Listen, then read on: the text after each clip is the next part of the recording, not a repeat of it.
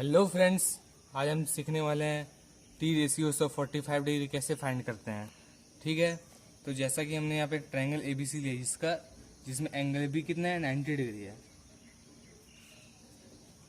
क्या है in triangle ABC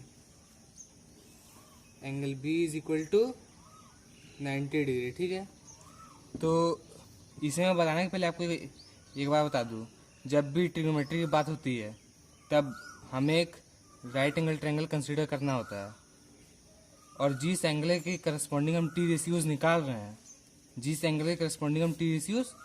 रहे हैं उससे हमें 90 डिग्री में कैसे करके फॉर्म करना पड़ेगा। तो इसीलिए अभी हमें 45 डिग्री निकालना है, इस 90 डिग्री में हमें 45 डिग्री फॉर्म करना पड़ेगा। ठीक है, तब हमें 45 डिग्री लेना है, तो हम इस एंगल को 45 डिग्री मान सकते हैं, थीटा को। ठीक है, अब हम जानते हैं एंगल्स एंड प्रॉपर्टी के थ्रू। एंगल्स एंड प्रॉपर्टी क्या होता है? Sum of all angle of triangle is equal to 180 degree. तब इसमें भी क्या है, angle A plus angle B plus angle C is equal to 180 degree. Angle A find करना है हमें, एंगल बी कितना है 90 डिग्री है, एंगल सी कितना है 45 डिग्री है, इज इक्वल टू 180 डिग्री। ठीक है, तो angle A is equal to क्या होगा 180 माइनस 90 प्लस 45 इक्वल टू कितना होगा 135। तो angle A is equal to कितना होगा 45 degree. Angle A is equal to कितना है हमारा है 45 डिग्री। तो इससे में क्या पता चलता है, in triangle ABC angle A is equal to angle C. तो हमने 9th क्लास में एक थ्योरम पढ़ा था, आइसोसेलेस एंगल ट्रायंगल थ्योरम। ठीक है, तो उसमें क्या था, यदि दो angle of isosceles triangle equal होता है तो उस एंगल का अपोजिट साइड भी इक्वल होता है।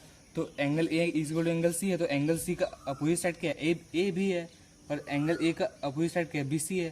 तो ये दोनों इक्वल होगा, तो इससे हम एक्स मान लेते हैं। ठीक है, ये जो एक्स है ये हमारा एक्चुअल लेंथ है। ठीक है ना, ये जो एक्स है हमारा एक्चुअल लेंथ होगा। लेकिन हम टी रेशियो के फॉर्म में लाना है, तो हम बिना लेंथ को माने भी हम रेशियोज निकाल सकते हैं, जैसा कि हम देखेंगे आगे। तो हम जानते हैं ए सी स्क्वायर क्या होगा बराबर A B square plus B C square होगा। ठीक है, तो ए सी स्क्वायर बराबर क्या होगा ए बी स्क्वायर कितना एक्स का स्क्वायर प्लस एक्स का स्क्वायर। तो ए सी स्क्वायर बराबर क्या होगा 2x स्क्वायर होगा। तो ए सी इज इक्वल टू क्या होगा √2x स्क्वायर होगा, इज इक्वल टू क्या होगा √2x होगा। इससे में क्या बदलता है, ए सी हमारा है √2x है। ठीक है, अब हमें निकालना है सारे ट्रिग्नोमेट्री रेशियोज फाइंड करना है। तो हम फाइंड करते हैं साइन, सबसे पहले निकालते हैं साइन 45 डिग्री का। तो साइन 45 डिग्री क्या होता है, एक्चुअल में क्या होता है sine theta is equal to P by H होता है।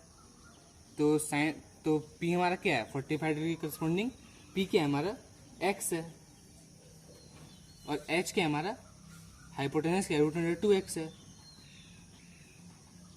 तो एक्स और एक्स कट हो गया 1/√2। ठीक है, यदि आप 45 डिग्री एंगल ए को ही मानते हैं फिर भी आपका वैल्यू इतना ही रहेगा। मैं आपको करके भी दिखा देता हूँ।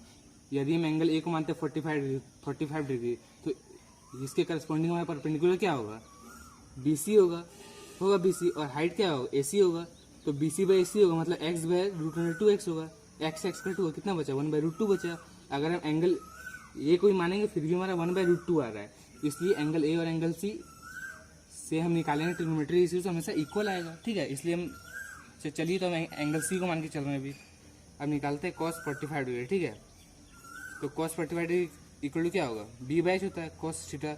तो इसके करस्पॉन्डिंग हमारा बेस क्या है x है, और इसके करस्पॉन्डिंग हमारा बेस है x और हाइपोटेनस क्या है √2x है। ठीक है, x/√2x है। ठीक है, x कट हुआ कितना बचा 1/√2 बचा। अब हम क्या निकालना है cosec 45 डिग्री। cosec 45 डिग्री क्या होगा h/p होगा। तो इसके करस्पॉन्डिंग हमारा हाइपोटेनस क्या है, हाइपोटेनस के करस्पॉन्डिंग √2x है, √2x बाय, और हमारा परपेंडिकुलर क्या है, परपेंडिकुलर ए बी है, ए बी क्या है हमारा एक्स है, एक्स एक्स कट हुआ कितना बचा हमारा √2 बचा। अब निकालते हैं सेक 45 डिग्री निकालते हैं। सेक 45 डिग्री इज इक्वल टू क्या होता है, h/b होता है। तो हमारा हाइट क्या है √2x है, और हमारा बेस क्या है, बेस हमारा है BC है, BC क्या हमारा x है, x एक्स कट हुआ कितना बचा हमारा √2 बचा। अब हम क्या निकालते हैं, cot 45 डिग्री निकालते हैं। तो cot 45 डिग्री क्या होता है, cot थीटा का फॉर्मूला b/p होता है। तो cot 45 डिग्री करस्पॉन्डिंग b क्या है हमारा BC और p क्या AB है, तो BC/AB मतलब x/x इज इक्वल टू 1 होगा। और tan 45 डिग्री निकालते हैं। तो tan 45 degree is equal to क्या होगा, p/b होगा। तो इसके करस्पॉन्डिंग हमारा p क्या AB है और b क्या है BC है।